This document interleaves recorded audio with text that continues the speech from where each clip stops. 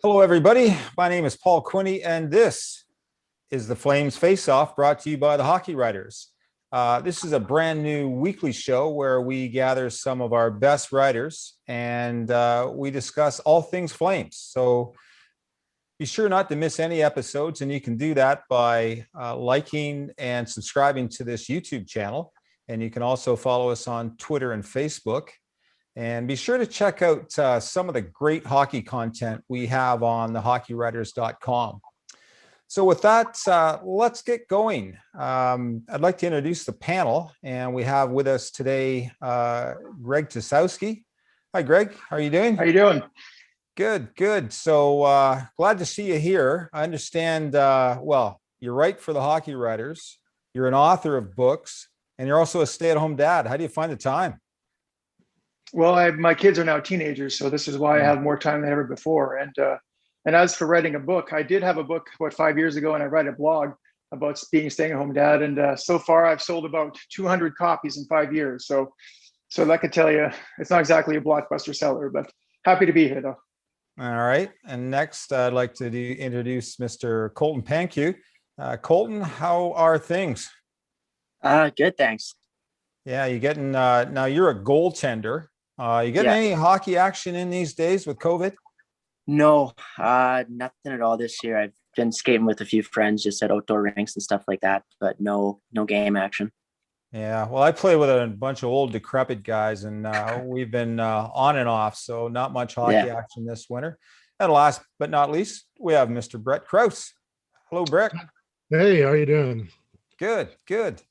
So anyway, let's get right to it. Wanted to discuss Jacob Markstrom, our stellar goaltender. And the question I have, especially after last night, someone described last night's the loss against Vancouver as a dumpster fire. The Flames didn't show up, and again, they were really relying on Markstrom. So what are your thoughts, Greg? How far can they ride that horse? He's been stellar, but I don't know. Well, in these first two games of this 4-game set against Vancouver, Markstrom pretty much stole that first game. The Flames didn't really show up in that game until about midway through. And it was the heroics of Markstrom that secured those 2 points. And he almost pulled it off again last night. He had, excuse me, I think 43 saves in that losing effort. And you can't really ask much more of your goaltender. So Markstrom has been, as advertised, a number one goalie. And they can ride him as long as they want. And with David Rittich not really pulling his weight yet either, I don't really know what other option the Flames have but to ride this horse. And I think he's up for the task, but they're going to need some more support. Yeah. What are your thoughts, Colton, as a member of the goaltending fraternity? Like Greg said, I think with Rittich not really playing up to snuff so far, not that he's got much time, but it makes it tough. They don't really have many other options. I think when they brought him in, obviously the contract they gave him, they knew that he'd be capable of playing a lot of games. Obviously, I think you'd like to see, I think it's a 12-2 split so far. So you'd like to see that to even out a bit more. I think it will as it goes on. But he's definitely come as advertised and been great so far. Yeah. And Brett, what's your take on Markstrom? Above my expectations for sure. I think he's outperformed his contract so far. Just kind of been looking between numbers this year and last year, and basically he's putting up the same sort of performance that he did last year with the Canucks, but the Flames have been able to give him a bit less of a workload in some games, but obviously last night they got shelled. But he's on his head. Yeah. No, I looked at his stats just before I came on the show, and it's he's number 2 in the North Division. For that matter, he's right up there in the league in terms of goals against and save percentage. So I'm not sure how much more we can expect of him. It's really the Flames, the guys playing in front of them. There's 42 more games in the season. How many of those can he play? And keeping in mind, presumably there'll be a playoff run. What do you Well, I think? think, sorry, I was thinking that it's kind of reminiscent of Kiprusoff, how he used to really just get ridden like a horse for the entire season. I remember Kiprusoff playing 70 plus games back in the day. And I can see Markstrom playing out of the 56. I'm sure he could play high 40s, like if need to be. And so, but that's not ideal, because if you're going to be a playoff team, you're going to need your goalie to be fresh. So it's kind of a conundrum right now for the Flames. Like if Rittich can show he can win some games for them, he has to start more than he has been so far. It's just the split has not been probably what they would have drawn up on the drawing board prior to the season. So I think Rittich has to show that he can play. Yeah. And will he get the chance? I mean, they keep, seems Ward keeps going to Markstrom game after game.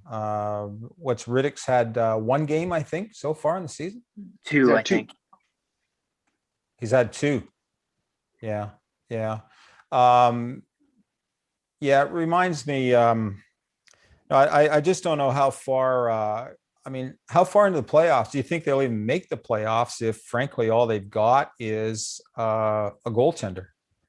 Not that I'm saying that's the case, but if you look at the stats, they're +3, which is right down near the bottom of the division. What are your thoughts, Colton? Yeah, I think team-wise, they definitely have to play a lot better in front of Markstrom. As far as the split too, I think it's important to remember Rittich was in the All-Star game last year. He is capable of playing better than he is now. And I do wonder too, if he does get some more time in net, if that does help. Lots of time.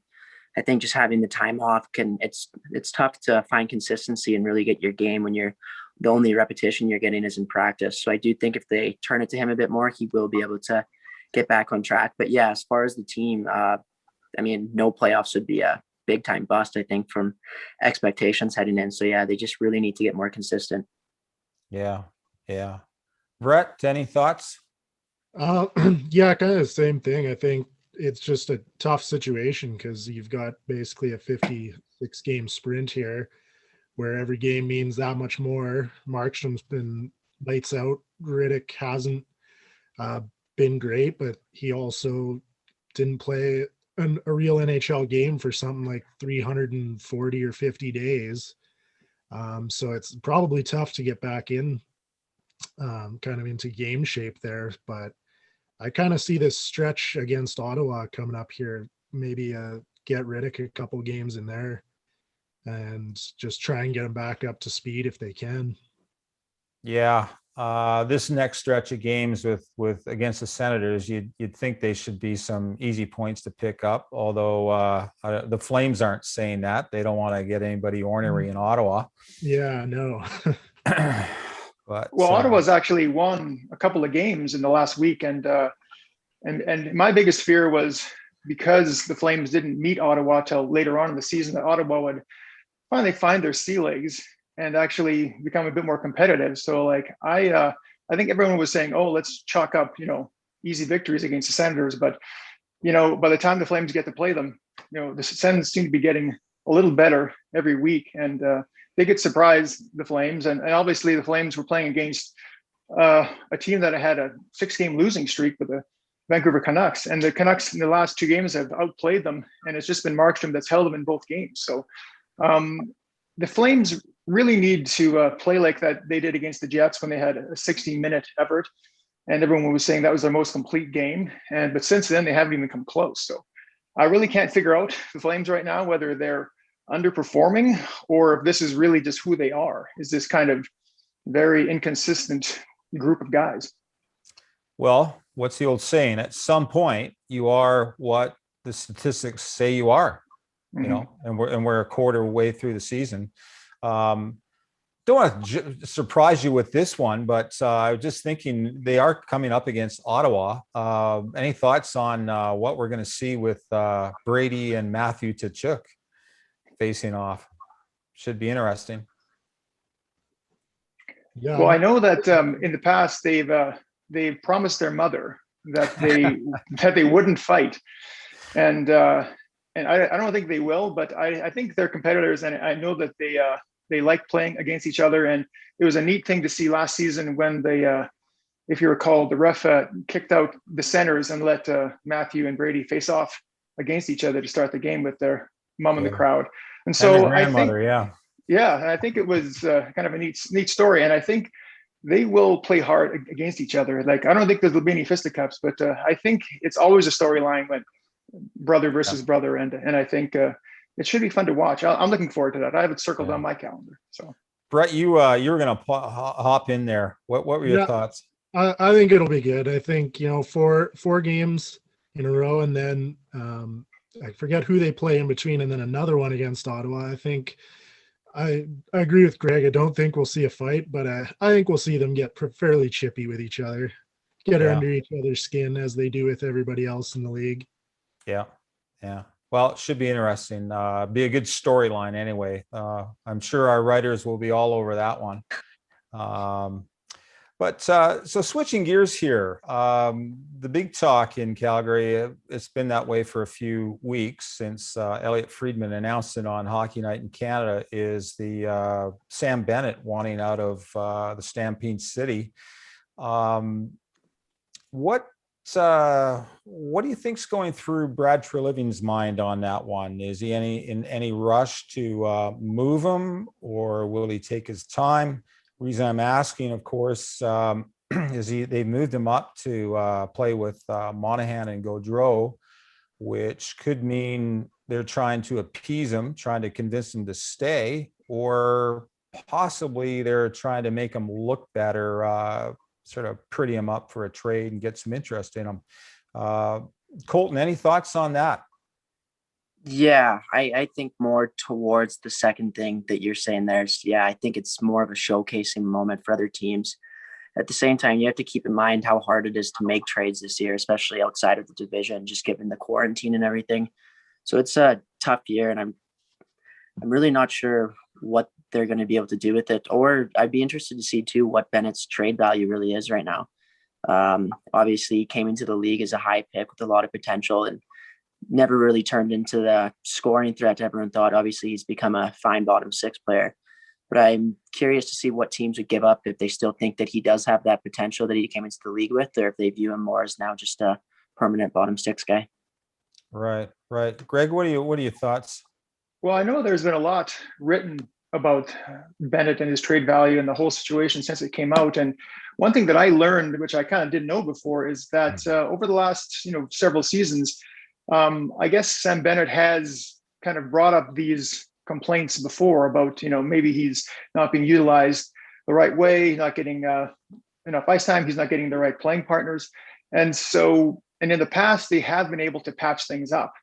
So it's possible that this time around, it's just another way of trying to kind of get himself a better spot on this team. And it's possible that the Flames could patch this up. And if this new line configuration with Gaudreau and Monahan works, and so far it's been working, I'd say pretty well on and off, like not perfect, but we could see Sam Bennett, I'm thinking, the entire season. And if they do patch things up, then maybe he's sticking around for a while yet. So the whole thing has been very interesting, and I'm not really sure what to make of it. And I don't really know, what's going to happen, because Colton's right. It's a weird time to trade any player right now.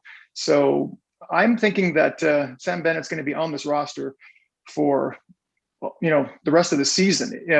If not, I'd be surprised. Yeah. Brett, if you were in Treliving's shoes, what would you be doing here approaching this issue? Since it's such a weird year, it's hard to say, because, if you're trading outside of the division, what are you getting back for Sam Bennett that's worth the 14-day quarantine that you're not going to have said player?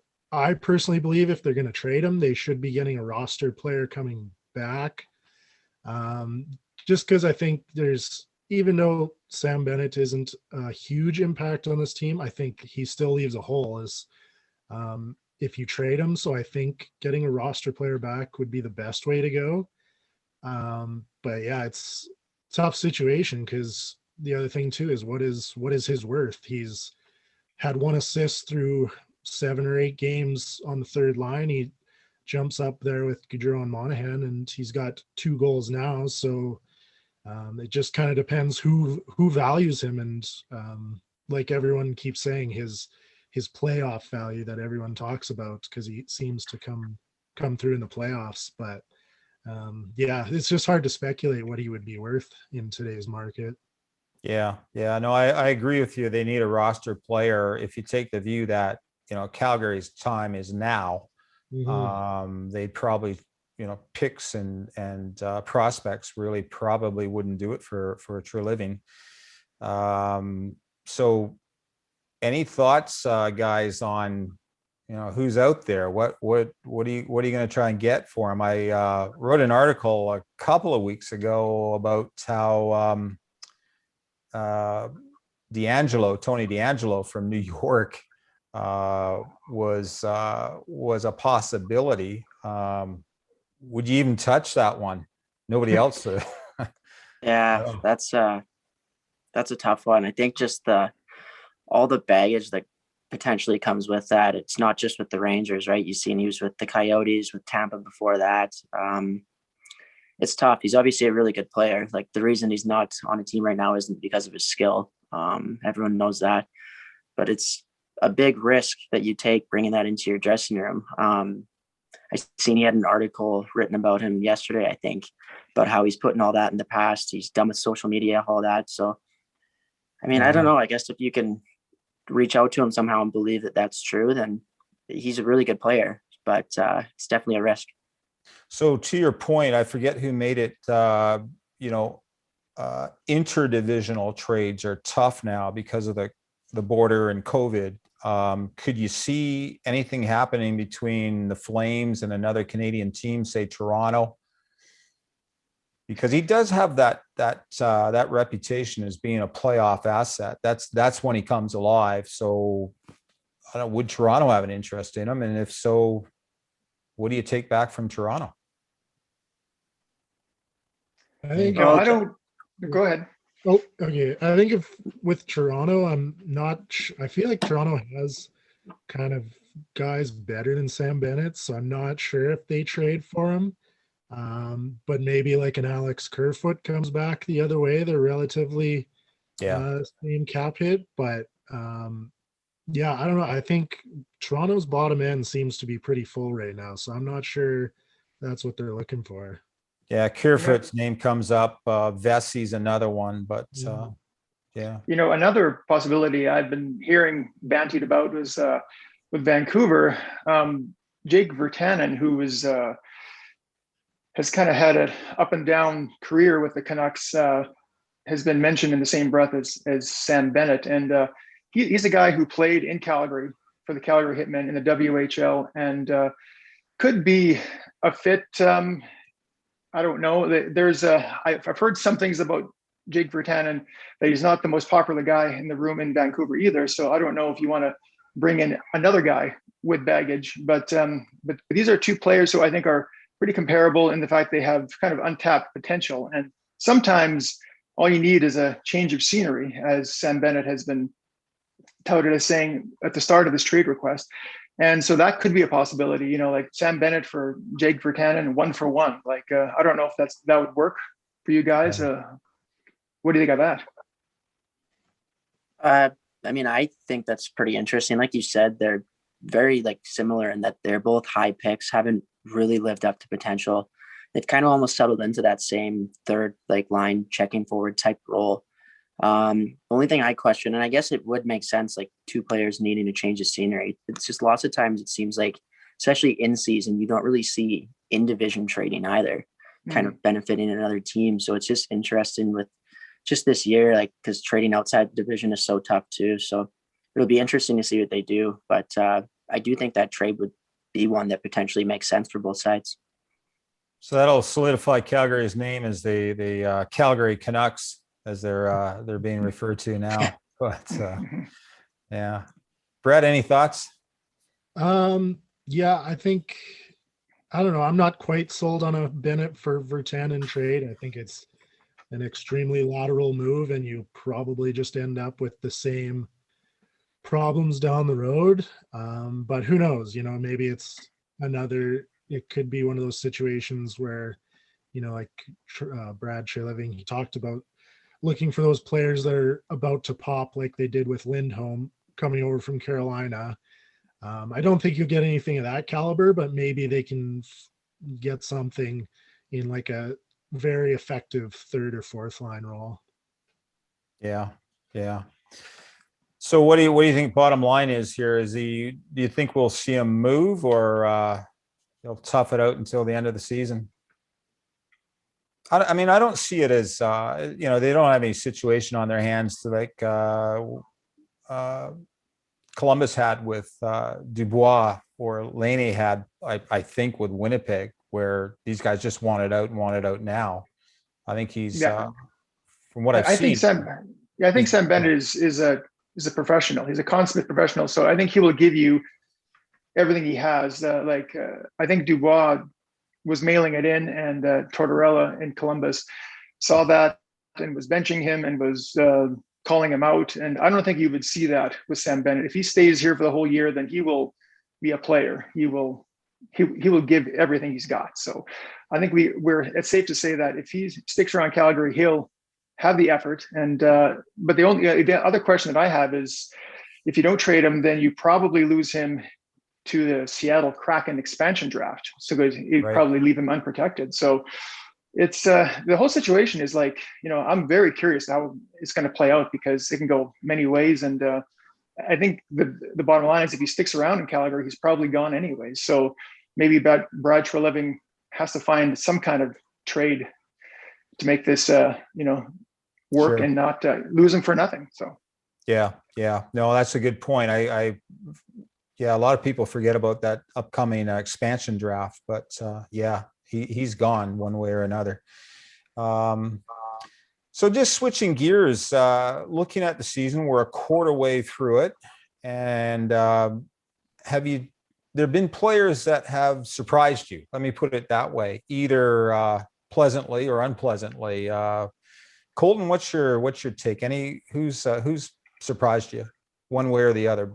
I don't know if it's a surprise, just because obviously everyone knew that when he was coming in with the contract he got, he was a good player. But Chris Tanev, I haven't watched the Canucks every game, obviously. I knew he was a good player, but I had no idea. He's really surprised me in like a positive way. I think he's just been a really great player on their back end. He's helped out Hanifin. I've been really impressed with him so far. And then the other one, in a not so great way, I was expecting to see, I guess, more secondary offense or scoring from Josh Lebo, who just hasn't really been able to get it going yet. That was a signing that when they made it, I really thought could be a good bargain deal for them. And it just, this far, hasn't worked out. There's still lots of time to turn it around, but to this point, it hasn't been what I had envisioned. Right. Brett, what are your thoughts? Who surprised you this year? I wouldn't quite say surprised, because I was kind of could kind of see it coming, but I think Andrew Mangiapane has had a huge season. Like surprising how much of a step forward he's taken, I should say, because he's looked engaged in every game, and his skating looks so much better, and his play with the puck. And so far his numbers are backing it up as well. I think the scoring now is just starting to come in the last few games here. But like just visually, he's looked way better this year. Yeah, no, I agree with you on Mangiapane. At the start of the season, I guess he was holding out in contract talks, and I thought, wow, that's cheeky. But he said, look, I'm going to have an impact on the team, and he's been good for his word. He stick handles, he maneuvers, he works his tail off. I like the way he mixes it up. He's almost another Tkachuk, and the goals are coming. So I agree with you. That was a pleasant surprise. Yeah, and just watching him play, he's like every line he's been on, kind of bouncing around, he's elevated that line. So he's doing a lot for them right now. Yeah, he sure has. Greg, what are your thoughts on surprises this year? Well, I wrote a couple of weeks ago, I was kind of grading some of the newcomers, and I was also all over Chris Tanev. He's been better than expected. He's had a history of injury, and so far he hasn't got hurt, and he's been just lights out. He's been a great pairing with Hannafin, and they had an 8-game streak of 0 goals against 5-on-5, which was like incredible. And so I would agree with that. As for other guys who have kind of surprised in a negative way, I was hoping for more for some of the new signings, and Levo's been 2 points in like 12 games, and Dominic Simone was signed. He was supposed to be possibly a first or second line guy with Goudreau and Monahan. He had played with Sidney Crosby in Pittsburgh and was supposed to be good at digging pucks out of the corners and feeding him to his forwards. And he was kind of been a bust. He's been a healthy scratch for half the games, and he's only played 6 games, 0 points. Joakim Nordstrom was supposed to be a big replacement for the penalty kill, because we lost a couple of guys who are big time penalty killers in the offseason. And Nordstrom has just been okay. Like, he's been okay on the penalty kill, but has given nothing else. Like, he's been his offensive stats, he's nothing in his advanced stats. If you check, he's just his offensive zone time and just Corsi 4 and other things. He's just been completely a disappointment. So these some of these signings have been bad. So that's why we've seen a shakeup in the roster. We've had the coaching staff bring in guys off of the taxi squad, and I think we need to see more of that. I think we need to see Glenn Godden in the lineup. I think we need to really shake it up, because that fourth line's been bad. So like, and last year, the fourth line was actually pretty decent for the Flames, and so that's kind of been a disappointment and a surprise that some of these bottom 6 forwards have been quite poor for the Flames so far this season. So who they brought? Who was it? McKay up last night. The young defenseman. I think I've got that right, the pronunciation right. Or I think it's Mackey. Mackey. Yeah. Thanks. Yeah. So who do you see? You mentioned Godden. Who else would you bring up? Because I agree with you. Nordstrom, Levo, been a big disappointment. Well, it's funny. They gave Buddy Robinson a look for a few games last year, and he's a big presence out there. And I think I'd like to see him, on the wing on the fourth line, kind of crashing and banging, and see if he can shake things up a bit. And he's someone who I'd want to see. And like, Godden has been, I think, their best AHL player, I think, for a while now. And I think he deserves a shot, And so those are 2 guys that I'd like to see. Come off the taxi squad. So I thought you were after that criticism of the Luch in your recent Calgary weekly, you might be mentioning him as a pleasant surprise. Well, you're right. Actually, I should be mentioning Luch, because he started off the season quite poorly, and he seemed to be not clicking at all. Like simple plays along the boards, he couldn't seem to receive a pass or give a pass, and it was like he had a couple of really bad giveaways. There was one opening night game against Winnipeg that led directly to a goal. It was a tape-to-tape pass right to Winnipeg Jet, and I remember. And I was critical of Lucic in the first several games, and it really wasn't until he was placed with Backlund and Mangiapane who he somehow turned it around, and he's had 3 points in his last 4 games, and he actually has more goals this year than Sean Monahan, which is a crazy stat, because Monahan's supposed to be a finisher, and Monahan he seems to be like a setup man this year, like with Johnny. So Lucic has been, but the thing is, he's a pretty decent player, and he proved that last playoffs when he, along with Dubé, had a really good stretch with Sam Bennett in the first round and into the second round the playing round in the first round against Dallas. So Lucic has shown that he can actually still compete and still has some gas left in the tank, as I said in my article. So yeah, he's been good. And nobody was good last night in the Flames game, but overall, I've been pleasantly surprised that he got his game back on track. Hey, Brett, you were in a recent article, you were talking about the Flames offense and the need for them to play a full 60 minutes.